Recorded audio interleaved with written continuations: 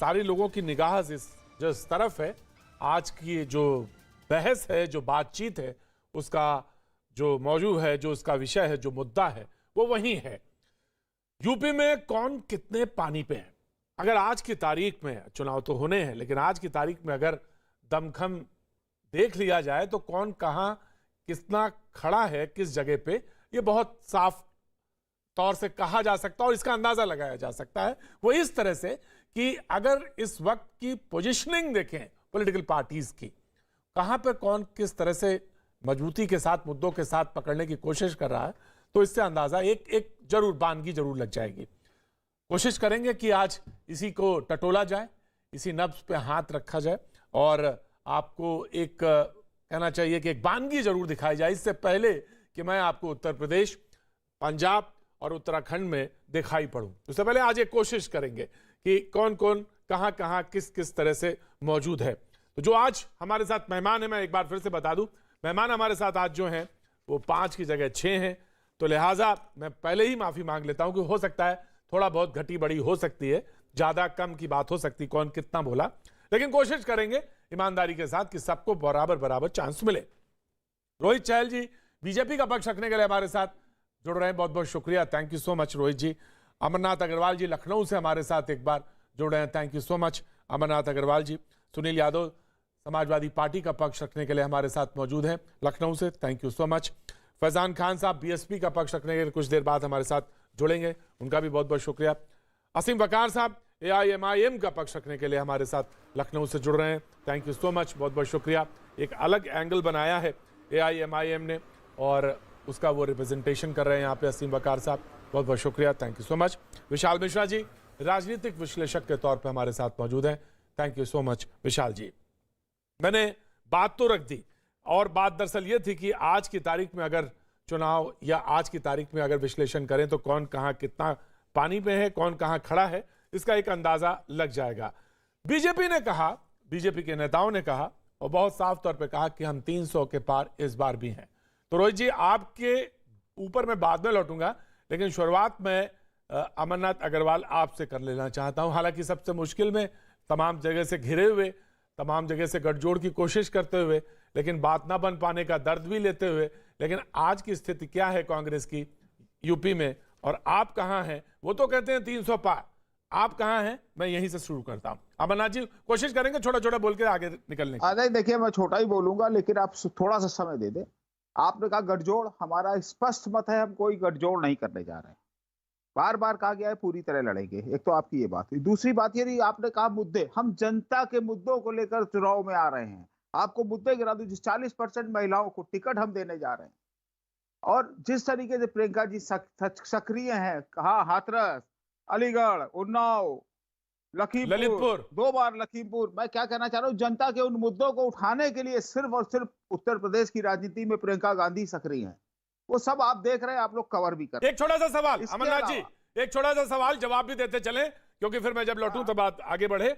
मेरी नजर में बीजेपी और कांग्रेस दोनों एक ही हैं। अखिलेश यादव, ये बीजेपी नहीं कह रहे, ये अखिलेश यादव जी कह रहे हैं आपके ऊपर जी, जोड़ लीजिए जवाब में। कहने दीजिए, मैंने कहा उनको कहने दीजिए, राजनीति है वो, उनके पास अगर कुछ कहने को होगा तो जनता के मुद्दों पे उतरेंगे। जिस तरह कोरोना काल में कोई नहीं दिखा, सिर्फ कांग्रेस दिखी, बेड नहीं थे, ऑक्सीजन नहीं थी। जिस तरीके से भारतीय जनता पार्टी के नेताओं को लोगों ने एक्सेप्ट नहीं किया, दौड़ाया है, आप उन बातों को भी संज्ञान में लीजिएगा। आज गड्ढे नहीं भरेगा, अब सरकार गड्ढे भरने जा रही है। हमारे योगी जी मुख्यमंत्री तोप और बुलडोजर पर चलकर चुनाव लड़ना चाहते हैं, तोप और बुलडोजर की धमकी देकर। भाषण सुनिए आप उनके, इतना हताश और निराश है क्योंकि जनता का कोई काम नहीं किया है। और आज हमने जो अपना एजेंडा दिया है, देखिए 2500 रुपए में धान और गेहूं का मूल्य होगा, 400 किसानों, गन्ना किसानों को मिलेगा। सर मुझे सवाल का जवाब नहीं मिला, मैं ये जानना चाहता हूं सर अग्रवाल साहब, मैं एक जवाब जानना चाहता हूं आपसे कि आज अगर हो स्थिति तो आप कहां पाते हैं अपने को? अब स्थिति जनता का जिस तरीके से हमको समर्थन मिल रहा है और जनता के मुद्दे जो हम अकेले उठा रहे हैं उस प्रदेश में, तो निश्चित है कि हम सरकार बनाने जा रहे हैं। हाँ, वकार साहब हंस रहे हैं, असीम वकार साहब मुस्कुरा दिए इस पे, असीम वकार साहब मुस्कुरा दीजिए। असीम वकार साहब जब, हाँ मैं आ गया। आप तो बहुत ही काबिल आदमी है, आप तो सब जानते हैं। जी जी, मैं क्या जानूं, मैंने तो सिर्फ ये किया, मैं तो सिर्फ इतना जाना कि बॉडी लैंग्वेज असीम वकार साहब ने कहा करवट बदली और धीरे से हाथ बांधे और मुस्कुराए, बोले अच्छा ये बात है। हसीम बकार साहब, आपका डबल इंजन की सरकार पे अगर वसीम साहब ध्यान दे तो ज्यादा बेहतर होता। Right sir. हसीम बकार साहब, डबल इंजन की फेल सरकार पर, दोनों इंजन फेल। हसीम बकार साहब। नहीं, मुझे इस बात पे मुस्कुराहट, हंसी इस बात पे आई कि कांग्रेस मजलिसे इत्तेहादुल मुस्लिमीन के बारे में इनके जो एक दिग्गी राजा जी हैं दिग्विजय सिंह साहब, वो कई बार इनके बड़े नेता कहते थे बीजेपी के एजेंट, बीजेपी और एमआईएम एक। आज कमाल आप ये देखिए कि चांद पर थूका था तो चांद तक तो पहुंचा नहीं, पलट कर आ गया। अब आज की नौबत यह है कि जो 2017 के बाद 2017 में जो गठबंधन में थे, जो दो नौजवान लड़के साथ थे, उनमें से एक नौजवान दूसरे नौजवान को कह रहा है कि ये बीजेपी हैं। आप देखिए ऊपर वाले का करना देखिए। जी कहीं नहीं मिलता सर, यही मिलता है सब। अच्छा जी, मुझे खुशी इस बात की हुई कि प्रतीक भाई अगर इजाजत आज समाजवादी पार्टी जो है वो कांग्रेस को बीजेपी का एजेंट कह रही है। हमें कुछ कहने की जरूरत नहीं सर। असीम साहब की हम तो लिस्ट खाली बीजेपी से आएगी, कहां से आएगी प्रत्याशियों की, ये खुद तैयार करेंगे कि बीजेपी से आएगी, बस ये बता दें। ये नहीं, वो तो अभी सुनील साधन जी की पार्टी के राष्ट्रीय वो अध्यक्ष आपकी ने लिस्ट बता कहां दिया से है, बता दीजिए भाई कि आप कहां से हैं और क्या है। आपकी लिस्ट कहां से आएगी इतना बता दीजिए वसीम भाई। सर क्या दिक्कत सर, है? अरे कह दीजिए हम बनाएंगे। मैं बताऊं आपसे, मैंने दिग्विजय, नहीं, आपकी लड़ाई मेरी लड़ाई नहीं है, क्योंकि आप लड़ाई में ही नहीं है। हाँ, वो आप तो हैं, आप जीरो हैं, जीरो थे और जीरो रहेंगे, और भी 20, 25, 50 साल तक जीरो ही रहेंगे। वो जनता तय कोई करेगी, मुकाबला आपसे नहीं करना है साहब, क्योंकि हम लोग उनसे मुकाबला करते हैं जो मैदान में खेलते हैं, जो स्टेडियम के बाहर खड़े हुए हैं, स्टेडियम की कुर्सी में भी नहीं बैठे हैं। सर, जो स्टेडियम के बाहर हैं उनसे क्या मुकाबला? आप तो फ्रेम में नहीं है सर, आप क्यों परेशान हो रहे हैं? आपको दो चार गालियां बकराओं बक लीजिए। दिग्विजय सिंह साहब से सुनिए सर, दिग्विजय सिंह साहब से मैंने एक बार सवाल पूछा कि मैंने उनसे कहा कि आपके वालिद साहब भी चुनाव जीते थे। कहने के यस। हमने कहां से जीते थे? कहने के राघवगढ़ थे। तो हमने किस पार्टी से जीते थे? सर झुका लिया। हिंदू महासभा से, हिंदू महासभा के नेता की औलाद आज दुनिया भर के लोगों को बताता रहता है कि बीजेपी का एजेंट, और उनके फादर मरते मर गए, उन्होंने कभी भी हिंदू महासभा नहीं छोड़ी। सर सलाम करिएगा जाके मेरा उनको। अरे अभी आप मेरा सलाम कहिएगा। क्या कह रहा हूँ, टिकट बताया नहीं आपने, आपके टिकट बटेंगे वो कहां से आएंगे? नाम कहां से आएंगे आपने बताया ही नहीं, बार बार पूछ रहे हैं आप। नहीं, हमसे तो अगर हमसे तो अगर राहुल गांधी जी टिकट मांगेंगे तो हम उस पर विचार करेंगे। टिकट भाजपा कार्यालय से आएंगे नाम कि आप अपना तय करेंगे? बस इतना सा बताइए आप। क्या आप भी परेशान? हमारे टिकट तो हम तय करेंगे। Right sir. खाली आप ये बता दीजिए। राइट, खाली आप ये बता दीजिए। अरे सर एक मिनट, प्रतीक भाई एक मिनट। खाली ये बता दीजिए, जिस नेता में इतनी हिम्मत नहीं है कि वो अमेठी से चुनाव हारने के बाद ऐसी सीट चुनता है जो मुस्लिम बाहुल है, जो अपने ब्राह्मण बहुल क्षेत्र से या हिंदू बहुल क्षेत्र से चुनाव लड़ने की हिम्मत नहीं करता है, वो आदमी मुसलमानों पे आरोप लगा रही है।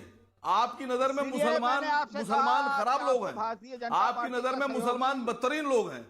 आप हिंदू मुस्लिम करते रहेंगे, भारतीय जनता पार्टी की मदद करते रहेंगे, सारे देश की जनता आप समझ चुकी है, इसीलिए आप असर। वो तो अखिलेश मैं आ गया। मैं हसीम बकार साहब, मैं एक सवाल रखना चाहता हूँ। अखिलेश जी को, हसीम बकार साहब, एक छोटा सा सवाल आपके लिए भी है, जो कि अग्रवाल जी से पूछा था, मैंने आपसे भी पूछ लिया, और वो ये सवाल है कि ये तो मान लिया आपने अमरनाथ अग्रवाल जी से तो पूछ लिया, लेकिन ये बताइए बहन जी की पार्टी जो है उसका क्या है? इनको तो आपने बता दिया जीरो हैं आप, और आपकी नजर में बहन जी की पार्टी बसपा वो? नहीं सर, देखिए, बहुजन समाज पार्टी की बहन कुमारी मायावती जी 4 बार मुख्यमंत्री रही हैं। इस बात से हिंदुस्तान का कोई भी नेता इनकार नहीं कर सकता, और मुख्यमंत्री वो तभी बनी है जब उनके पास वोट बैंक था, उनमें क्षमता थी, वो जीती, वो बड़ी नेता है। हम लोग उन पर टिप्पणी नहीं कर सकते, बहुत बड़ी नेता हैं सर, कोई मुकाबला नहीं है किसी तरह का, ना ही हम किसी और भी टिप्पणी करना चाहते हैं। असल में टिप्पणी कब होती है? जब अमरनाथ अग्रवाल जैसे नौसिखिया नेता हम लोगों से हमारे नेता के बारे में बोलते हैं तो पलट कर हम जवाब देते हैं। कहीं जगह नहीं मिल रही आपको। अरे आप लखनऊ के रहने वाले, हमको आप जानते हो, हम आपको जानते, जमाने से देख रहे हैं। सर बोल लेने दीजिए, आप दो चार गालियां और बक लीजिएगा, मैं सुनूंगा। नहीं गाली बकते नहीं, हमने आप ही चालू किया, नौसिखिया हो रही है। अब हम तो बहुत बहस को आराम से पूछ रहे हैं, भाई साहब कह के पूछ रहे हैं। सुनिए सर, सर कह के बात कर रहे हैं। सुनिए सर, सुनिए सर, सुनिए सर, संगत का असर हो जाता, संगत का असर हो जाता है। बहन कुमारी मायावती जी 4 बार मुख्यमंत्री रही हैं, उनकी अपनी पार्टी का एजेंडा है, उनकी अपनी पार्टी का मैनिफेस्टो है, वो चुनाव लड़ रही हैं। चुनाव में पिछली बार भी उतरी थी, इस बार भी उतरेंगी। मैं बोलने वाला नहीं होता हूं कि वो क्या क्या लड़ेंगी, कैसे लड़ेंगी। कांग्रेस के बारे में आप कह सकते हैं, कांग्रेस के बारे में कह सकते हैं, कांग्रेस के नेताओं के बारे में कह सकते हैं, उनसे मुल्क के प्रधानमंत्री रहे हैं लोग, उनकी पार्टी पे आप कमेंट कर सकते हैं। वकार साहब नहीं मैं सर मेरा सवाल है ना आपसे क्या कि भाई अगर आप मैंने आपसे प्रधानमंत्री रहे हैं उन पे आप कमेंट कर दिया आपने, लेकिन बसपा पे आपने कहा, मैंने कहा एक बताइए फिर बसपा। अरे सर मैं बयान तो आपका निकाल के दिखा दूंगा। मेरी बात तो सुनिए पूरी जी, मेरी बात तो सुनिए पूरी। कांग्रेस के पर्टिकुलर नेता पर मैंने कमेंट किया, नाम लेकर किया, दिग्विजय सिंह का। सर बिल्कुल ठीक है, मैंने प्रियंका जी का नाम नहीं लिया, मैंने सोनिया जी का नाम नहीं लिया, मैंने राजीव गांधी का नाम नहीं लिया, मैंने इंदिरा जी का नाम नहीं लिया, मैंने नेहरू जी का नाम नहीं लिया, मैंने पर्टिकुलर व्यक्ति का नाम लिया, मोदी जी का नाम नहीं जिसने लिया, हमारे नेता को योगी जी का नाम जिसने नहीं हमारे लिया। नेता को कहा, हमारा नहीं सर, अब हमारा अधिकार हो गया उसको कहना। हम कह सकते हैं दिग्विजय सिंह के बारे में, राइट जो कहेगा पलट कर जवाब दे सकते हैं। फैजान खान साहब, मैं आपको दावत देता हूं। सवाल ये कहा कि आपने, बहन जी का एक बयान है कि समाजवादी पार्टी की घोर स्वार्थी, संकीर्ण व खासकर दलित विरोधी सोच एवं कार्यशैली आदि के कड़वे अनुभवों भुक्तभोगी होने के कारण देश के अधिकतर बड़ी व प्रमुख पार्टियां चुनाव में इनसे किनारा करती हैं। Now your comment. देखिए प्रतीक जी, जैसा कि आपने आज बताया कि सारे विधायक लोग आज चले गए वहां पर, समाजवादी पार्टी में 6 विधायक बसपा से टूट के वहां चले गए, वो ऑलरेडी हमारे पार्टी से निष्कासित हैं। और आपने जो अभी बात कही, बयान अपना दिया, उसी बात पर कि दलित विरोधी सोच रखते थे। बहुजन समाज पार्टी एक डिसिप्लिनरी पार्टी है, हम ये कभी बर्दाश्त नहीं करेंगे कि वो दलित विरोधी गतिविधियों में जो पाए जाए वो पार्टी में सम्मिलित है। रही बात ये जो समाजवादी पार्टी में होड़ मची हुई है कि वो हमारे पास सारे दल के नेता आ रहे हैं, मैं पूछना चाहता हूं समाजवादी पार्टी, अब समाजवादी पार्टी रह कहां गई? वो तो सिर्फ दूसरे नेताओं को लेकर एक पार्टी है अब तो, जो अपनी हैसियत इतनी नहीं है उत्तर प्रदेश की जमीन पे कि अपने दम पे चुनाव लड़ सके। क्या बात कर रहे हैं साहब आप फैजान भाई आप क्या बात कर रहे हैं? वो कह रहे हैं कि मेरी सीधी टक्कर अगर किसी से बीजेपी से है, मैं सीधी टक्कर कोई टक्कर दे रहा है, समाजवादी पार्टी दे रही है, तो वो तो सीधे बोले हम बोलते हैं। हर नेता समाजवादी पार्टी बात कहता है, ये समाजवादी पार्टी और भारतीय जनता पार्टी का मिली भगत ही तो है, क्योंकि उन्हें पता है कि जमीन पे सिर्फ चुनाव जो लड़ रही है पार्टी वो है बहुजन समाज पार्टी। अगर ये बताइए कि सीधी टक्कर है तो वो अपने दम पे कहां पर है? आप दिखा दीजिए, आप टिकट वितरण करा दीजिए, अखिलेश यादव जी से कह दीजिए कि कर दें। अगर एक आदमी समाजवादी पार्टी कार्यालय में आपको मिल जाए, जिस दिन ये टिकट अनाउंस करेंगे, एक भी आदमी अगर समाजवादी पार्टी में दिख जाए आपको, ये सिर्फ तब तक है जो चुनावी, मैं वही तो कह रहा हूं, ये नेतागण लोग वो लोग हैं जिनके पास समाज नहीं है, समाज ने इन्हें भगा दिया है, इसलिए भाई चुनाव लड़ना है, 2022 का चुनाव है, टिकट पाना है, इसलिए समाजवादी के पास जा रहे हैं।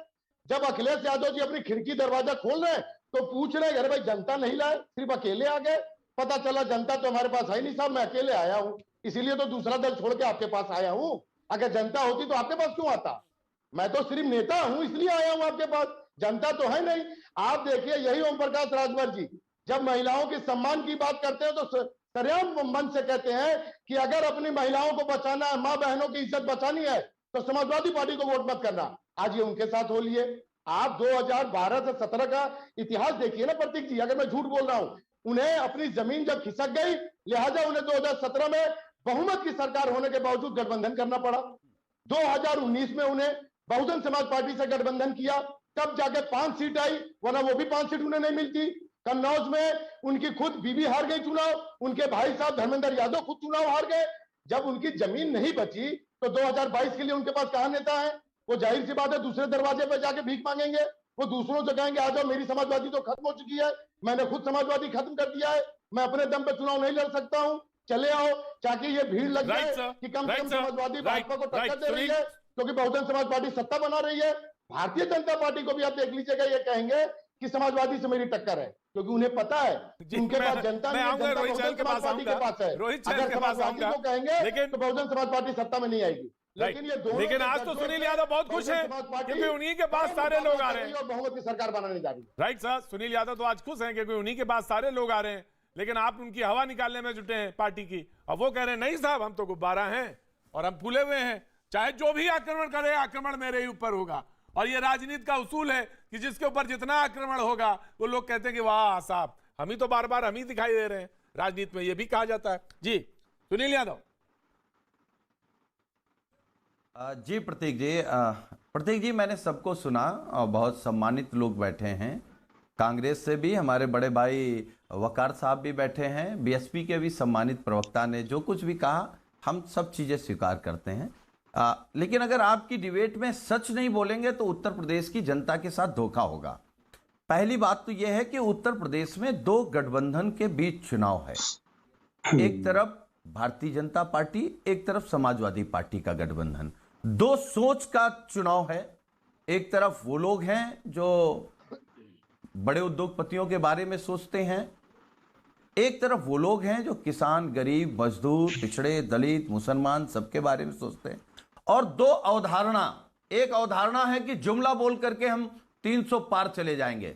एक तरफ अवधारणा है कि हम काम करेंगे, एक्सप्रेसवे बनाएंगे, मेट्रो देंगे, लैपटॉप देंगे, रोजगार देंगे, सड़क अच्छी बनाएंगे, मेडिकल कॉलेज बनाएंगे, बिजली उत्पादन पर काम करेंगे। इस अवधारणा पर चुनाव होने जा रहा है। हम बहुत सम्मान के साथ आपकी डिबेट में ये कह सकते हैं, जो दल भी अभी बोल रहे थे, बीजेपी और समाजवादी पार्टी के गठबंधन के अलावा कोई भी 2 अंक में विधायक नहीं आएगा। 2022 में ना हम जाएंगे ना आप जाएंगे। आप भी डिबेट करेंगे, हम भी आपका सामना करेंगे और देश के सामने बात रखेंगे। हाँ, एक कल क्योंकि देश के माननीय गृह मंत्री जी आए, वो दूरबीन से अपराधियों को देख रहे थे, बगल में अपने गृह राज्य मंत्री को देख ही नहीं रहे थे जिसके बेटे ने किसानों को कुचल दिया। और हम ये कह रहे हैं, आपने कहा कि 300 पार जाएंगे। आप एक बार बात कर लेते कि डीजल कितने पार चला गया, पेट्रोल कितने पार चला गया, गैस के दाम, सरसों के दाम, जंगल राज कितना बढ़ गया। इस पर भारतीय जनता पार्टी क्यों नहीं बात करती? और प्रतीक जी, मैं तो कहता हूं जो संकल्प पत्र होता है वो, मैं क्योंकि 300 पार पहुंचने वाले इस संकल्प पत्र से पहुंचे थे और इसमें 3 लाइनें भी पूरी नहीं की हैं। राइट सर, मैं लेता हूं, बताइए, मैं पूछता हूं सवाल। 300 पार पहुंचेंगे? राइट सर, मैं पूछता हूं रोहित चहल, आखिर में आपको, क्योंकि सवाल आपका ही रखा था इसलिए घूम के मैं आपके पास ही आया। 300 पार का आपका नारा है और बोले मैं ही वापस आ रहा हूं, लेकिन विधायक आपके जाते हुए और साथ में उन्होंने जो कुछ समाजवादी पार्टी ने कहा है आपके बारे में, जवाब आपका। प्रतीक जी, बिल्कुल भारतीय जनता पार्टी अब की बार फिर से 300 पार माने। गृह मंत्री जी ने मेरा परिवार भाजपा परिवार का जो एक कल कैंपेन शुरुआत की और सदस्यता अभियान की जो शुरुआत की, और बड़ी मात्रा में आप देख रहे हैं जोश का पूरे उत्तर प्रदेश के अंदर लोगों के अंदर है। भारतीय जनता पार्टी की तरफ जो प्यार आज देख रहे हैं जनता का मिल रहा है। सबसे बड़ी बात क्या है, पहले जो थी परिवार की सरकार थी, आज जनता की सरकार उत्तर प्रदेश के अंदर है। आज गुंडा राज पहले जिस तरीके से हम देखते थे, आज जिस तरीके से आज गुंडे गायब, तड़ी पार हो चुके हैं, भाग चुके हैं, कोई दिख नहीं रहा है। एक महत्वपूर्ण विषय यहाँ पर ये है। और अभी आप देखिए, एक दूसरे की पोल खोलने का काम इन सबने किया। आज ये कह रहे थे गठबंधन ये रहेगा, वो गठबंधन रहेगा। 2017 में क्या गठबंधन था? 2 लड़कों को ये साथ पसंद है। एक हाथ कोई साइकिल पकड़ी थी, उस साइकिल पंचर हो गई, फिर हाथ भी टूट गया, कहाँ गए? दोनों गायब हो गए। आज एक दूसरे को गालिब। आज फिर 2019 के अंदर हमने देखा, बहन जी के हाथी पर साइकिल भी सवार हो गए, हाथी से चलाने लग गए कि भैया शायद चलेगा, लेकिन देखा कि पूरी तरीके से फेल हो गए। जब इन्होंने सब कुछ करके देख लिया तो आज एक दूसरे को कोसने में लगे हुए। देखिए, भारतीय जनता पार्टी अरे देखिए, मैंने आपको डिस्टर्ब नहीं किया, मेरे बच्चे धैर्य सुना, सुन लीजिए। देखिए सच्चाई है, सच्चाई बुरी लग रही है आपको। अब तो 2 महीने के भी मेहमान नहीं बचे हैं। मैं आपको सुन रहा था। इसमें कितने पेज हैं, इस पर कुछ बोलेंगे आप? अरे जनता को यही तो धोखा दिया आपने, जनता को सर यहीं पर दिया है जनता को धोखा। आपको जनता इस पर बोलिए। देखिए हम नजदीक से दिखा रहे हैं, इसे पहचान रहे कि नहीं? सर मैं नजदीक से इस पर बोलिए, 2 लाइन बोलिए। सर देखिए, अरे झूठ बोलने के लिए अमित शाह जी हैं, झूठ बोलने के लिए योगी जी हैं, आप कुछ सच बोलिए। अच्छा मैं कह रहा हूँ आप गुंडा राज पे बोल रहे हैं। टूटी में चुरा अच्छा मैं भाई अरे सबसे बड़े तो आपकी पार्टी का खुद के आजम खान गुंडा। अब देखिए ऐसा है, अब मैं ये कहूँ कि आपके तड़ी पार हैं, आपके यहाँ गांजा पीने वाले लोग सरकार चला रहे हैं, आपको अच्छा लगेगा? अब तड़ी पार लोग कहेंगे 300 पार पहुंचेंगे। सबसे बड़े तो मुल्ला मुलायम सिंह यादव जी है, इस पर बोलिए, इस पर बोलिए, जिस पर जनता ने आपको बहुमत दिया है। आपकी जमानत रोहित को बोलने दीजिए। सुनील जी बोलिए, 2 लाइन बोलिए। देखिए आप मुझे एक बात बताइए, मैं चाहता हूँ आज ये बता दीजिए भाभी जी क्यों हार गई, ये बता दीजिए ना। ये पूरा उत्तर प्रदेश जानना चाहता है इस पर कौन सा काम किया, पिछले कौन सा काम के अंदर उत्तर प्रदेश के अंदर 7 सीटों में से 6 सीटों में भारतीय जनता पार्टी जीती। जनता ने आपको जवाब दे दिया।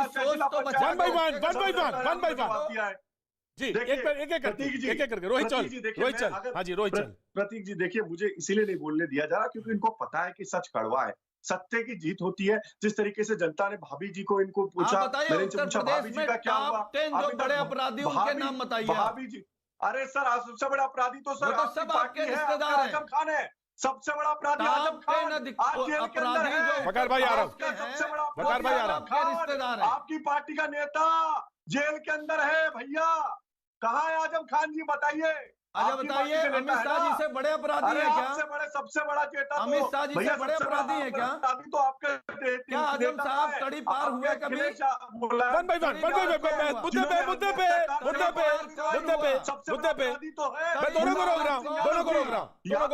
दोनों को रोक रहा हूं। डिबेट ओपन है।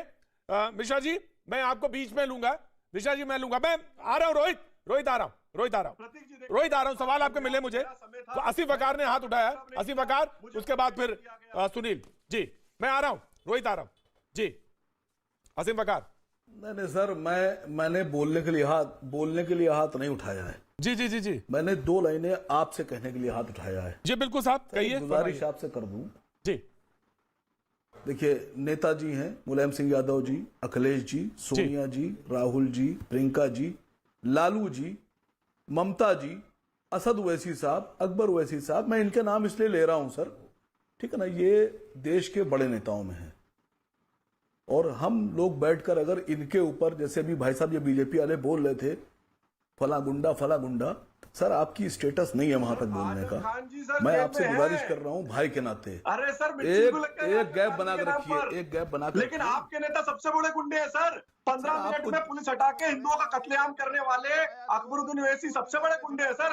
आजम खान जी शायद छोटे गुंडे होंगे, अगर अकबरुद्दीन ओवैसी आपके पार्टी के नेता सबसे बड़े गुंडे हैं, जो कहते हैं 15 मिनट के लिए पुलिस हटा लो, हिंदुओं का नास्तो नाबूद कर देंगे, हिंदुओं खत्म कर देंगे।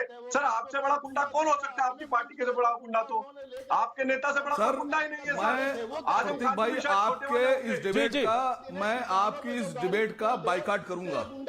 आप तो मैं सागर भाई से भी कहूंगा कि डिबेट छोड़ दीजिए। 15 मिनट के लिए पुलिस हटाने सॉरी सर, बोला था। तरीका यही बचा। आराम से कूल डाउन आराम से रोहित सर रियली हम छोड़ देंगे सर ये डिबेट। रोहित मैं सभी लोगों से गुजारिश करूंगा कि इस तरह की भाषा वाले नॉनसेंस लोगों के साथ डिबेट नहीं हो सकती सर। नॉनसेंस नहीं हो सकती, पॉसिबल नहीं है। जो कहते हैं 15 मिनट के लिए सर हम इनके बराबर नीचे गिर नहीं सकते। लगता है ये हमारे बराबर उठ नहीं सकते। रोहित जी हम इनके बराबर नीचे गिर नहीं सकते, ये हमारे बराबर उठ नहीं सकते। डिबेट कैसे होगी सर? तो इतने जमीन के प्रतीक भाई आराम से रोहित आराम से रोहित किसी को व्यक्तिगत तौर से नहीं कहेंगे, अच्छा नहीं लगता। और उनके अपने भी नेता हैं, आपके भी नेता हैं, कोई किसी को व्यक्तिगत नए प्रवक्ता हैं, ये समझते हैं कि इसी तरह से आगे बढ़ेंगे। नए प्रवक्ता हैं, नहीं सर ये वर्सेस मत कराइए, ये वर्सेस नहीं हो रहा है। सॉरी सर, लेकिन देश की जनता this is not versus, one by one ji, ये वर्सेस नहीं है। जी जी सुनिए बोलिए, सुनिए सर, वसीम सुनिए बकार जी सुनिए बोलिए। सुनिए। जी बोलिए। रोहित गुंडे सर मैं तो सर रोहित के सारे जानता हूं नेता सर, गुंडे, आपके बड़े सबसे नेता ये आपके बड़े गुंडे क्रिमिनल्स हैं, की आपको पार्टी है, जी। ये 15 गुंडों की मिनट पार्टी है, बता दो। ये गुंडे को अपराधियों की समझता पार्टी है, अरे ये पुलिस गुंडे, तो आपने क्या इनके उखाड़ दिया सब आपने नेता गुंडे गुंडे, में? ये अरे गुंडे आपके हैं, ये नेता गुंडे क्रिमिनल ने हैं, ये क्या अपराधी उखाड़ हैं, दिया आपने यूनिवर्सिटी इनसे क्या में? बहस करेंगे गुंडों बता से। दीजिए ना। वक्त 15 एक छोटे से मिनट ब्रेक पुलिस का, हटा दो। ब्रेक के बाद मैं आ रहा हूं। मैंने कहा था कि आज अगर चुनाव हो तो कहां पे कौन कहां खड़ा है ये तो नहीं पता चला, लेकिन एक छोटे से अंदाजे में आपने बिरयानी से एक चावल जरूर निकाला है और अंदाजा हो गया होगा कि चुनाव आने वाले समय में हवा और उसका रुख और उसका अंदाज कैसा होगा। वक्त छोटे से ब्रेक का, ब्रेक के बाद फिर आता हूं। उम्मीद करते हैं जितने लोग थे उतने ही मिलेंगे। वक्त छोटे से। देश को जवाब दो मैं आपका एक बार फिर स्वागत है। बातचीत के सिलसिले को फिर एक बार जोड़ेंगे, लेकिन मैं सिलसिले को आगे बढ़ाऊं इससे पहले मैं विशाल मिश्रा जी को एक बार माफी मांगना चाहता हूं उनसे कि मैं नहीं पूछ पाया, क्योंकि थोड़ा सा ऐसा कन्फिगरेशन है, इसलिए मिश्रा जी उसको मैं अन्यथा मत लीजिएगा। मैं अभी तुरंत आपके पास ही आऊंगा। आप, मुझे मालूम है आप सहृदय व्यक्ति हैं और मेरी बात को समझेंगे, लेकिन हाँ मैं मुद्दे को रखूं उससे पहले मैं एक बात और साफ तौर से कहना चाहता हूं। आप किसी नेता के बयान को लेकर कितनी भी बातें कह सकते हैं, कोई भी नेता छोटा या बड़ा नहीं होता। जब आप मेहमान उसको रिप्रेजेंट कर रहे हैं तो सारे लोग बराबर हैं और समय सारी दृष्टि वही होनी चाहिए। ये बहुत महत्वपूर्ण बात है कि उन शब्दों का लिहाज किया जाए, वो ना बोला जाए, बहुत बेहतर होगा। और डिबेट डिरेल होती है, बस इतनी बात कहनी है मुझे कि वो इन शब्दों का ना इस्तेमाल किया जाए जिससे माहौल बिगड़ता है। और सुनील यादव जी, जो बात कही आपने कि दो मुद्दे गिनाए जाएं, जी, जी। दो मुद्दे बताए जाएं और चहल साहब बताएं उस चीज को या बीजेपी बताए, तो अमित शाह जी ने कहा कि 2016 में कैराना से पलायन का मुद्दा उठा, पलायन कराने की अब हिम्मत नहीं, पलायन कराने वालों का पलायन हुआ है। और वो कह रहे हैं कि राम मंदिर हमने का जो शिलान्यास हुआ उसका एक ऐतिहासिक जीत है। और दूसरा वो ये भी कहते हैं कि अब पलायन कराने की हिम्मत नहीं है। और ये दो मुद्दे ही वो सबसे आगे कर देते हैं कि ये अपने आप में बहुत काफी हैं। कांग्रेस के मुद्दे पे मैं आऊंगा, लेकिन सबसे पहले सुनील यादव जी आपके ऊपर, then Rohit Chahal and then आगे। जी सुनील यादव जी, मैं आ रहा हूं सर, आ रहा हूं। अग्रवाल जी आ रहा हूं। देखिए प्रतीक जी,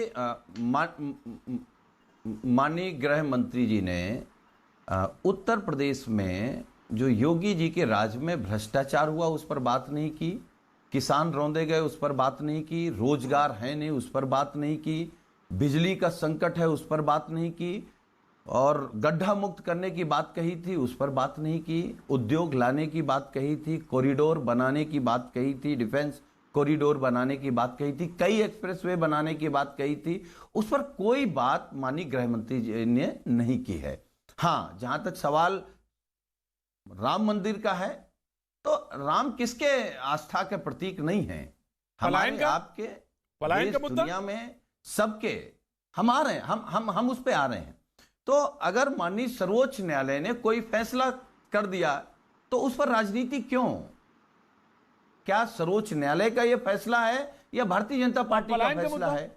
और अगर सर्वोच्च न्यायालय की इतनी, हम आ रहे हैं सर, हम आ रहे हैं, सर्वोच्च न्यायालय पर अगर इतना भरोसा है तो सर्वोच्च न्यायालय ने टिप्पणी की उत्तर प्रदेश में कि उत्तर प्रदेश में जंगल राज है, इस बात को माननीय गृह मंत्री जी क्यों नहीं मान रहे हैं? हाँ, जहां तक अब पलायन की बात है, तो कहां पलायन, किस दंगे की बात आप कर रहे हैं, किस पलायन की बात कर रहे हैं? क्योंकि भारतीय जनता पार्टी को डेवलपमेंट पे बात नहीं करनी है, अपने एजेंडे पर बात नहीं करनी, एजेंडे का मतलब घोषणा पर, मैं पिछड़ों पे बात नहीं करनी, दलितों पर बात नहीं करनी, विशाल मिश्रा जी हिंदू और मुसलमान हो जाए। मैं आ रहा रोहित आ रहा हूं, मैं विशाल मिश्रा जी को ले लेता हूं डिबेट में। चलिए आपको बसपा में आ रहा हूं। विशाल मिश्रा जी, अभी सुनील यादव जी ने बोला जी, किस पलायन की बात कर रहे हैं और सुप्रीम कोर्ट के आदेश है उसके तहत बना, तो वो तो दिखाने के लिए रिपोर्ट कार्ड में आपके पास नहीं है। बाकी जो मुद्दे थे उस पर आप बताइए मुझे। जी विशाल मिश्रा प्रतीक जी, मैं समाजवादी पार्टी के प्रवक्ता को याद दिलाना चाहूंगा कि आज 30 अक्टूबर है ना, तो आज का दिन आपको 30 अक्टूबर 1990 का याद है? किस तरह से निर्दोष राम भक्तों पर गोलियां चलवाई गई थी? भूल गए आप दिन? आप पलायन की बात कर रहे हैं, आप पलायन की बात कर रहे हैं। कैराना से 394 हिंदू घरों का पलायन हुआ था कि नहीं हुआ था? मऊ दंगे भूल गए क्या? मुजफ्फरनगर के दंगे भूल गए क्या? और आप अचीवमेंट की बात करते हैं। तो जरा हमको बताइएगा कि अभी आप कह रहे थे कि घोषणा पत्र में कौन से वादे किए गए थे पूरे हुए। तो मैं आपको बताता हूं कि कैबिनेट की पहली मीटिंग में 30,000 करोड़ रुपए से किसानों का कर्जा माफी हुआ था कि नहीं हुआ था। 5 यूनिवर्सिटीज खुली कि नहीं खुली, जिसमें से 4 प्राइवेट हैं। अटल बिहारी वाजपेयी जी के नाम क्या पे चिकित्सा किसान की विश्वविद्यालय खुला आय कि नहीं दोगुनी खुला? हो गई? सुनिएगा पहले बात को। क्या किसान की आय दोगुनी हो गई? बन रहा है कि नहीं बन रहा क्या है? प्रतिवर्ष बताइए, बन 2 रहा है कि नहीं करोड़ बन रहा? रोजगार मिल शिक्षा, गए? बेसिक शिक्षा क्या में उत्तर स्कूल- प्रदेश की बहन बेसिक बेटियां शिक्षा में सुरक्षित स्कूल हैं? चलो, हुआ कि क्या नहीं हुआ? गड्ढा मुक्ति और हो तो गई? एक-एक उत्तर दिन प्रदेश में मेडिकल क्या कॉलेज, बिजली उत्पादन पे 59 आपने जिलों में काम किया? 59 हर मेडिकल विभाग कॉलेज। को लूट आपने लिया, कितने मेडिकल सारे कॉलेज बनवा दिए थे? भ्रष्टाचार कर लिए। बताइए ना। किन भ्रष्टाचारियों आपने पर कितने आपने मेडिकल कॉलेज बनवा दिए उत्तर थे? प्रदेश में 1 जहां करोड़ 38 आईपीएस घरों को फरार है, बिजली दी गई जहां है, बिजली। पुलिस वाले फरार 24 हैं, घंटे बिजली। जहां अपराधियों को घोषणा पत्र में संरक्षण था दिया कि जा नहीं रहा, था? जहां अवैध थानों बूचड़ में खाने, एंटी रोमियो जहां स्क्वाड। जेलों में हत्या हो अब रही हो, देखिए प्रतीक किसकी जी, बात कर रहे Right, हैं? right, one by अगर one, one by नजर में one. दोष हो तो ऑपरेशन होके चश्मा लगा लिया जाए, लेकिन जब नजरिए का ही दोष हो, ये तो वही लोग हैं ना जिनके नेता बोलते थे अरे लड़के हैं, लड़कों से गलतियां हो जाती इसमें हैं। कितना काम ये किया? तो वही पार्टी के लोग प्रतिनिधित्व कर रहे इसमें हैं। कितना तो काम इनके किया? नजरिए का जिस दोष पर है उत्तर प्रतीक जी। प्रदेश की इनके सम्मानित नजरिए का जनता ऑपरेशन ने नहीं हो आप- सकता। right, sir. आज मैं- कहाँ है 300 माफिया? पार पहुंचाया था, मैं आ रहा उस पर हूं, मैं आ रहा कितना हूं। काम किया? मैं आ रहा हूं, आगे बढ़ता हूं। कितना जी, काम किया? रोहित चहल, एक काम रोहित किया। चहल, मैं आ रहा हूं सर, एक अग्रवाल जी काम आ रहा हूं किया। मैं आपके पास। रोहित चहल, एक काम रोहित गिनाए, चहल, एक काम, रोहित चहल, अखिलेश यादव जी ने, एक काम। रोहित चहल, रोहित चहल, अखिलेश यादव जी ने कहा बीजेपी से कई लोग भागना चाहते हैं, ये भी मैंने आपका काम गिनवाया। कई लोग भागना देखिए- चाहते हैं। जी, देखिए महत्वपूर्ण बात है। अग्रवाल जी ने पूरा एक एक करके सारी जो विषय जो इनके थे, जब अग्रवाल जी ने एक एक करके गिनाने शुरू किए तो इनके तुरंत देखिए बोलने ना देना किस तरीके से सुनील यादव जी शुरू हो गए। अब मैं बोलूंगा तो सुनील यादव जी देखिए फिर से मिर्ची लगेंगे, शुरू हो जाएंगे। एक बात है कि अखिलेश यादव जी बिल्कुल सही कह रहे हैं कि भैया लोग भाग जाए। कौन? उत्तर प्रदेश से जो जिस तरीके से जो पलायन करवाने वाले लोग थे, जो भाग चुके हैं, वो भाग रहे हैं, वो गायब हो रहे हैं। क्यों? क्योंकि उन्हें पता है कि आज उनका पलायन का समय है। जिस तरीके से माननीय योगी जी ने कहा था या तो छोड़ दो उत्तर प्रदेश या छुड़वा दिया जाएगा, नीचे पहुंचा दिया जाएगा। तो आज वो स्थिति है। ये लोग आज बात कर रहे थे, आज कैसे कह रहे हैं कि भैया माननीय सुप्रीम कोर्ट, अरे भैया आप लोगों ने, आपके मुलायम सिंह यादव जी ने निहत्थे कार सेवकों पे गोली चलवाई थी। आप पूछते थे राम मंदिर कब बनेगा, तारीख कब बताओगे? सर आप तो 5,000 रुपए देने से भी चूक गए शीला के लिए, अन्यास के लिए। आप तो वहां पर अगर दान देते तो शायद आपकी जो पाप किया मुलायम सिंह यादव जी ने, शायद वो छूट जाते, भगवान माफ कर देते। लेकिन आपने तो वो 5,000 रुपए तक भी दान नहीं किए, और आपके सामने आज भव्य राम मंदिर बन रहा है। आप देखते रहिए, जितना भी आप तुष्टिकरण की कोशिश करते रहेंगे, चाहे प्रताड़ित करते रहेंगे। हमने मुजफ्फरनगर, आज आप देख रहे हैं प्रतीक जी, एक भी उत्तर प्रदेश के अंदर दंगा हो रहा है। आज किसी की हिम्मत नहीं है दंगा करने की, क्योंकि दंगा करने वाले लोग, मैं आपके आंकड़ों को देख सकता हूं। राइट, रोहित, दंगा कराने वाले लोग। राइट सर, रोहित, लेकिन एक बात जो वकार साहब उस समय कह रहे थे, मैं वही बात कह रहा हूं। रोहित, तो जैसे मुलायम सिंह यादव जी का नाम लिया जाए तो जरूरी नहीं कि मुलायम सिंह यादव कहा जाए, क्योंकि उनका नाम मुलायम सिंह यादव है। मुलायम सिंह यादव ने गोलियां चलवाई थी ना। नहीं, वो शब्द अच्छा नहीं लगता किसी भी नेता को, किसी की पार्टी की गोलियां चलवाई थी निहत्थे कार सेवकों पे। नहीं, अच्छा नहीं लगता, और कार सेवकों को मरवाया, अच्छा नहीं लगता, इट डजंट लुक नाइस। गर्व से कहते हैं। प्रतीक जी एक सवाल मेरा भी है। जी बिल्कुल सर, आइए। फैजान खान। मेरा एक सवाल ये है, हाँ। मुझे थोड़ा सा क्लियर नहीं हो पा रहा है, ये अग्रवाल जी भारतीय जनता पार्टी के प्रवक्ता हैं या रोहित जी, जैसे क्लियर नहीं हो पा रहा है। अग्रवाल जी कांग्रेस के प्रवक्ता हैं। अग्रवाल जी कांग्रेस के प्रवक्ता हैं। 50-50 हैं। अच्छा वो नहीं, दो लोग बैठाए ना अभी जो बोल रहे थे, और ये रोहित जी हैं। समझ में क्या चीज नहीं आ रही है फैजान साहब, समझ में क्या नहीं आ रहा है तो बता दीजिए। ये दोनों लोग कांग्रेस के, दोनों लोग लखनऊ के हैं, फिर भी क्या नहीं समझ में आ रहा? नहीं, ये दोनों लोग जिस तरह से भारतीय जनता पार्टी, प्रतीक जी आपके साथ ही मैं अक्सर देखता हूँ डिबेट में, आप प्रवक्ता भारतीय जनता पार्टी 1 और भारतीय जनता पार्टी प्रवक्ता 2 दोनों को बैठाते हैं। बिल्कुल, अगर ये एक नहीं छक पा रहे तो ये भारतीय जनता बिल्कुल, मैं आपको जवाब दूंगा इसका। फैजान भाई, इसका जवाब जरूर दूंगा। फैजान, इसका जवाब भी जरूर दूंगा, लेकिन आप मुद्दे पे आ जाओ क्योंकि समय बहुत कम है। मैं जवाब दूंगा। प्रतीक जी मैं सीधा सवाल ये करना चाह रहा हूँ आपसे कि हाँ। भारतीय जनता पार्टी और समाजवादी पार्टी, आप प्रतीक जी समझिए इस चीज को, हाँ। ये दोनों एक ही सिक्के के दो पहलू हैं। आप देख लीजिए, ये दोनों एक दूसरे की कटाक्ष करेंगे। भाई एक माफिया पालता था, Bharatiya Janata party mafia stage पे लेके आती है। तो ये दोनों माफियाओं को जिस तरह से भ्रष्टाचार से उत्तर प्रदेश की जनता त्रस्त हो चुकी है, आप देख लीजिए मुजफ्फरनगर दंगा, पलायन अगर आजादी के बाद किसी जिले में, किसी उत्तर प्रदेश में, स्टेट में हुआ तो समाजवादी पार्टी के वक्त में हुआ। भारतीय जनता पार्टी का आप देख लीजिए, वो सिर्फ तुष्टिकरण की राजनीति करेगी, वो सिर्फ यही सब बातें करती है। हिंदू मुस्लिम विकास की बात अगर करनी होती है तो ये पीछे भाग जाते हैं। जब महंगाई पे बात करिए तो भारतीय जनता पार्टी जवाब नहीं दे पाती है। जब आपको रसोई गैस की बात कर लीजिए, बात नहीं कर पाते हैं। महिला सुरक्षा की बात कर लीजिए, नहीं कर पाते हैं। आप उत्तर प्रदेश का आंकड़ा, प्रतीक जी आपको पता है, दलित उत्पीड़न में उत्तर प्रदेश एनसीआरबी की रिपोर्ट में नंबर 1 पर है। आप उसे नहीं रोक पाते हैं। उसी तरीके से सेडिशन के केस में जिस तरह से ये आम जनमानस को प्रतापित करते हैं, 165 केसेस बढ़े, और लेकिन जब उस पर हाईकोर्ट का निर्देश आता है तो 3% को पाया जाता है। तो किस तरह से लोगों को फंसाया जा रहा है गलत गलत उसमें केसेस में, और किस तरह से महंगाई की असल मुद्दे, बेरोजगारी के असल मुद्दे को दबाया जा रहा है, ये आप देख रहे हैं। मैं आपका पॉइंट लिया मैंने। अग्रवाल जी मैं आपकी तरफ मुखातिब होता हूं, मैं आ रहा हूं, ऑफ कोर्स चल मैं आपसे जवाब लूंगा। अग्रवाल जी मैं मुखातिब होता हूं। अभी कांग्रेस के बड़े नेता, उनका एक रिएक्शन है, उन्होंने कहा राशिद अल्वी साहब 2024 में मोदी को आने से कोई नहीं रोक सकता अगर विपक्ष के दल एकजुट नहीं हुए, एक साथ नहीं आए। सत्ता में आने की बात मैं इसलिए नहीं कर रहा कि हमें सत्ता चाहिए, बल्कि लोकतंत्र और संविधान बचाने के लिए हमारा साथ आना जरूरी है 2024 में। और स्थिति यह है जो आप कह रहे थे ना फैजान भाई कि 1 नंबर 2 नंबर, बात वो नहीं है।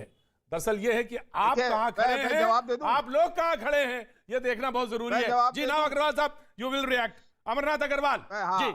मैं ये उनका व्यक्तिगत मत हो सकता है, अगर इसी पे आपको आना है तो अरे भाई देखिए, उनका व्यक्तिगत है, 23 वालों का व्यक्तिगत है, ममता जी के लिए व्यक्तिगत है, लालू जी व्यक्तिगत है, मुलायम सिंह के नहीं, समाजवादी पार्टी व्यक्तिगत है, सारे लोग व्यक्तिगत हैं, सारे लोग व्यक्तिगत हैं। रिएक्शन दिया। कल अमित शाह जी ने कहा कि 22 में उत्तर प्रदेश नहीं जिता पाओगे तो 24 में दिल्ली में सरकार नहीं बनेगी। आप समझिए 22 में इनकी सरकार नहीं बनने जा रही है। और जिस तरीके से जनता ने कमान आज हाथ में ले ली है, महंगाई, कमर तोड़ महंगाई, 110 रुपए लीटर पेट्रोल बिक रहा है, 120 रुपए लीटर पेट्रोल बिक रहा है, 200 रुपए का तेल बिक रहा है। असीम वकार साहब, इतने वर्षों के आप भी राजनीति कर, मैं आ रहा हूं रोहित, एक मिनट वेट। इतने साल से आप भी राजनीति में है, तमाम पॉलिटिकल कॉरिडोर्स में घूमते हैं। जो अग्रवाल साहब ने कहा कि इनकी सरकार नहीं आने वाली है, आपके मुताबिक इनमें से किसकी आने वाली है, यह भी मुझे बताइए जरा, मैं ये जानना चाहता हूं।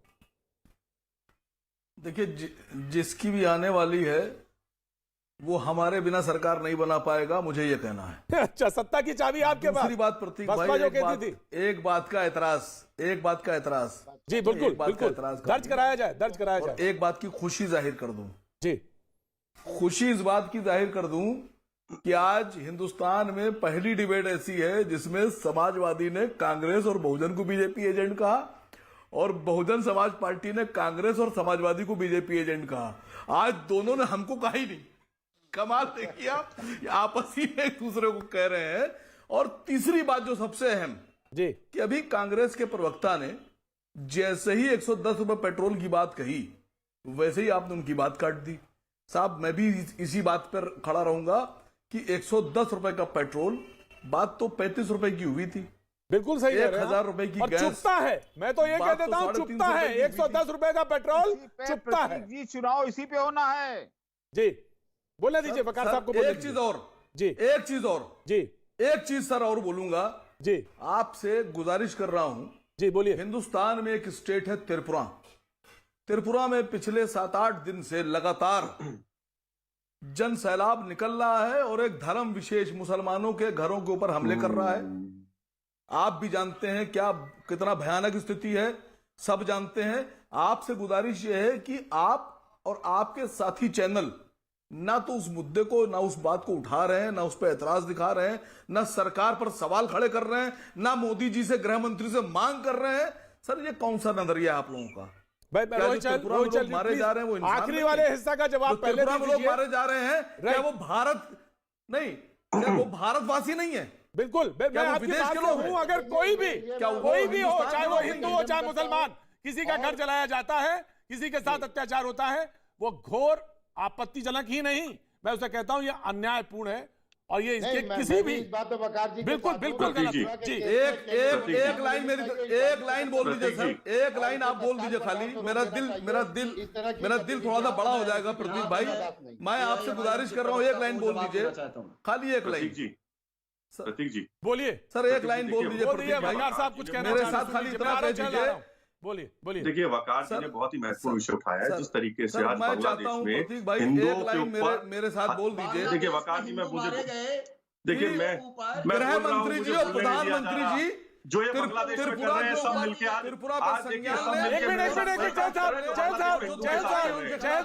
जय साहब वकार जी फैजान जी मिलके वही काम कर रहे हैं जो इनके भाई बंधु है बांग्लादेश में हिंदुओं के साथ कर रहे हैं। मुझे बोलने नहीं दे रहे। देखिए आप अरे मुझे भी तो बोलने दो, मैंने सुना। अगर आप बांग्लादेश को अरे मुस्लिम वकार के जी वजह से फैजान जी वही जोड़ोगे काम गलत कर रहे हैं जो करें। इनके हम भाई अपने देश की बैठ के बात करेंगे। बांग्लादेश में हिंदुओं के साथ कर रहे हैं। अब मुझे बोलने दीजिए। बांग्लादेश आप देखिए मुझे We are Prateek ji not मैं बोलूं going to talk about the मुझसे Bangladesh. जी, मुझसे आप एक इस बात को कहना चाहते फैजान हैं कि जो फैजान बांग्लादेश देखिए, फैजान मैं त्रिपुरा की कोई फैजान भी नहीं है। फैजान मैं फैजान त्रिपुरा की फैजान बात जी करूं। नहीं देखिए मैं वही त्रिपुरा आप की ये बात गलत करता बात हूं। ये कह रहे देखिए हैं भाई आज ही मिलके उनके फैजान भाई के फैजान आप भाई फैजान मुझे मौका तो दीजिए भाई हिंदुस्तान में फैजान है सारे। फैजान मुझे मौका दीजिए। पहली बात तो ये मैं आपत्ति से प्रतीक जी, पहले मैं दर्ज बोलूं? कराने दीजिए मुझे अपनी। प्रतीक जी मैं अगर बोलूं? बांग्लादेश में होता है मैं उस पे मैंने शो किया, मैंने उसमें प्रतीक जी, मैं कहा त्रिपुरा के कि बारे घोर में बोलूं? आपत्तिजनक है, लेकिन अगर मेरे प्रतीक जी। मुल्क में होता है तो सबसे ज्यादा आपत्तिजनक है। प्रतीक जी उससे ज्यादा आपत्तिजनक हो ही नहीं सकता। नाउ जी, मैं यू बोलूं? Can Rohit Chahal Prateek ji. Please complete.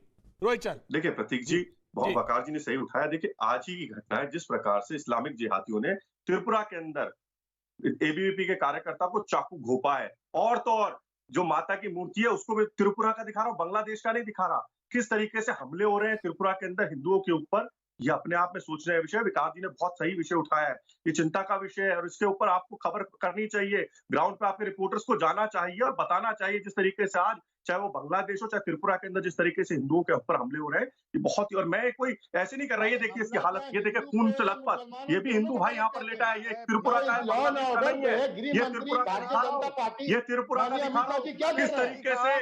किस तरीके से आप घरों में आग लगा रहे हैं आपके लोग त्रिपुरा के रोहित चहल मैं प्रतीक जी मैंने जवाब दिया। मुझे फोटो दिखाने से बेहतर ये है जवाब दिया। रोहित चहल मुझे फोटो दिखाने से बेहतर ये होगा। मैं रोकना चाह रहा हूं अग्रवाल साहब। फैजान मैं बोल रहा हूं रोहित, फोटो दिखाने से बेहतर ये होगा कि उसमें तुरंत कड़ी और फौरी कार्रवाई की जाए। बिल्कुल, चाहे कोई हो, कोई हो, यार्ड स्टिक एक ही होगा, यार्ड स्टिक एक ही होगा। साथी है जो सेकुलर ये जो कहते हैं ना अपने आप को सेकुलर, सूडो सेकुलर, ये लिबरल, ये छाती पीटने लग जाए। हाय कार्रवाई क्यों हो गई, हाय कार्रवाई क्यों हो गई, हाय मुसलमानों को टारगेट क्यों किया जा रहा है। देखिए आज किस प्रकार हिंदुओं के ऊपर हमले किए जा रहे हैं। मैंने साक्षात आपको सबूत दिखाए हैं। चाकू घोप के हिंदुओं के युवाओं को वहां पे मारा जा रहा है, माता की मूर्तियां तोड़ी जा रही है। ये त्रिपुरा की घटना है। आपत्तिजनक है, आपत्तिजनक है, आपत्ति चाहे हिंदू हो चाहे मुसलमान। मैंने कहा यार्ड स्टिक एक ही होनी चाहिए, और तो बिल्कुल होनी चाहिए। अग्रवाल साहब जी 10 सेकंड है, अमरनाथ यादव जी की बात का जवाब दे दूं। हाँ जी दीजिए रोहित चहल देखिए बिल्कुल जवाब दीजिए। अमरनाथ यादव जी बार ये मुंगेरी लाल के जो हसीन सपने देख रहे हैं, इनकी जो प्रियंका गांधी गई थी देखिए 2019 के अंदर, वहां पे कई 2 सीटों से एक करके आ गई। राहुल गांधी जी की जो हमारा जो भाग गए राहुल गांधी जी, उनको भी जाना कहाँ पड़ा मुसलमानों के पास वायनाड के लिए, क्योंकि तुष्टिकरण के लिए वोट है, इनको भी जाना पड़ा उनकी शरण में। सर आपकी तो वहां पे स्थिति है नहीं सर, आप तो 3 में 13 में नहीं है। और सर 1 2 3 की बात कर रहे थे, कौन कर रहे थे? फैजान जी आप तो सारे 6 लोग बैठे हो, मिलकर आपने चुनाव लड़ा। पंजाब, छत्तीसगढ़, जनता ने क्या दिखाया? गुंडा राज को बर्दाश्त नहीं करेगी, परिवारवाद को बर्दाश्त नहीं करेगी, जातिवाद को बर्दाश्त नहीं करेगी। अमरनाथ अग्रवाल जी ने विकास वहां पर उत्तर प्रदेश में किया है। राइट सर, कारण है आज आप लोग रोहित चल ठीक है। Amarnath Agarwal please respond very quick. Rohit Amarnath Agarwal, जनता के मुद्दों पे चुनाव होना है। जनता ने कमान अपने हाथ पे ले लिए, इन्होंने बहुत दिन तक बेवकूफ बना लिया है। अब जनता अपने महंगाई, भ्रष्टाचार, अत्याचार, बलात्कार, इन मुद्दों पे चुनाव लड़ने जा रही है। जनता ने सब अपने हाथ में ले लिए कमान। अब ये नहीं चलेगी नौटंकी। विशाल मिश्रा जी सरकार है। राइट सर, मैं आ रहा हूँ, फैजान आ रहा हूँ। विशाल मिश्रा जी, असीम वकार ने कुछ सवाल पूछे थे और एक राजनीतिक विश्लेषक होने के नाते मैंने तो अपनी बात रख दी साफ तौर से, साफ गोई के साथ। फोटो देखने से या दिखाने से बेहतर है कि उस पर स्ट्रिक्ट कार्रवाई की जाए और बहुत सख्त कार्रवाई हो। कोई हो, किसी का घर हो, बिल्कुल प्रतीक जी, कार्रवाई तुरंत होनी चाहिए और तत्काल कार्रवाई होनी चाहिए। लेकिन मैं AIMIM के प्रवक्ता से यह कहना चाहूंगा कि क्यों केवल आप मुस्लिम समुदाय की ही बात क्यों करते हैं? जब हिंदू मारे जाते हैं, हिंदुओं के ऊपर हमला होता है, पश्चिम बंगाल में जब हिंदुओं के ऊपर हमला हो रहा था तब आप नहीं बोलते हैं, क्यों नहीं बोलते हैं? इसका मतलब कि आप एक सेलेक्टिव राजनीति करने की बात करते हैं। अभी उत्तर प्रदेश का चुनाव चल रहा है, आप डंके की चोट पर खुलकर कहते हैं कि हमारी क्षमता के आधार पर हमको आप जो है सीएम की पोस्ट का दावेदार मानिए। ये आपकी अलगाववादी राजनीति नहीं है तो क्या है? बताइए आप हमको। ये आप सबको लेकर चलने की बात कर रहे हैं। सबको लेकर तो भारतीय जनता पार्टी से आपको सीखना चाहिए, जो अंतिम पायदान पर खड़े व्यक्ति को भी समाज की मुक्त धारा में लाने का जो है प्रयास करती है और जो है लेकर आती है, जिसका पथ अंत्योदय है और लक्ष्य अंत्योदय है। लेकिन प्रतीक जी क्या है कि इस घोर अवसरवादिता में इन लोगों ने अपने अपने आंखों पर ऐसे चश्मे चढ़ा रखे हैं कि इनको सिवाय धर्म, सिवाय जाति के अलावा कुछ दिखता ही नहीं। और आज ये सब मिलकर ये जितने जुगनू हैं, इनकी कोशिश है कि चलो सूरज को ढका जाए। ये कहां स्टैंड करते हैं भारतीय जनता पार्टी की तुलना में? और रही बात उत्तर प्रदेश, तो उत्तर प्रदेश आज नए भारत का नया उत्तर प्रदेश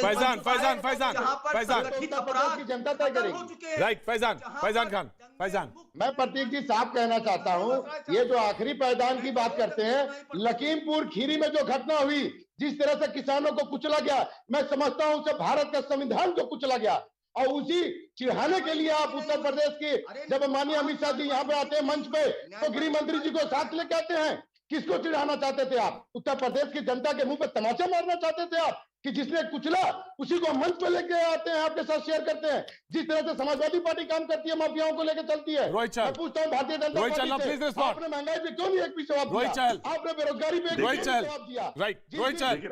रोहित चहल आंसर देंगे। प्रतीक जी देखिए, मैं बार बार ये पेट्रोल कर रहे हैं। देखिए, इनको मैं एक ये दिखाऊंगा, इनको शायद दिक्कत आएगी क्योंकि उसके हर 7 साल का मैं दिखाऊंगा तो इनको तकलीफ होगी। ये मैं चाहता हूं ये देखें हर 7 साल के अंदर किस तरीके से बढ़े। 1979 से 89 तक 110% की वृद्धि आई, और इनके टाइम में, कांग्रेस के टाइम में 2007 से लेकर 14 के अंदर 70% की वृद्धि आई थी सर। आज 30% की वृद्धि है, उसके अलावा 120% की चला। सर मैं ये बता रहा हूँ आपको, सर आज आप ये देखिए किस तरीके से उत्तर प्रदेश के अंदर नहीं, आप क्या कहना चाहते हैं? बोले तो दीजिए, आज उत्तर प्रदेश के अंदर आज एक्सप्रेस वे बन रहे हैं, चाहे मेरठ एक्सप्रेस वे बना है। आज इस तरीके मैं आ रहा हूं, मैं लौटता हूं। वक्त थोड़े से ब्रेक के बाद में फिर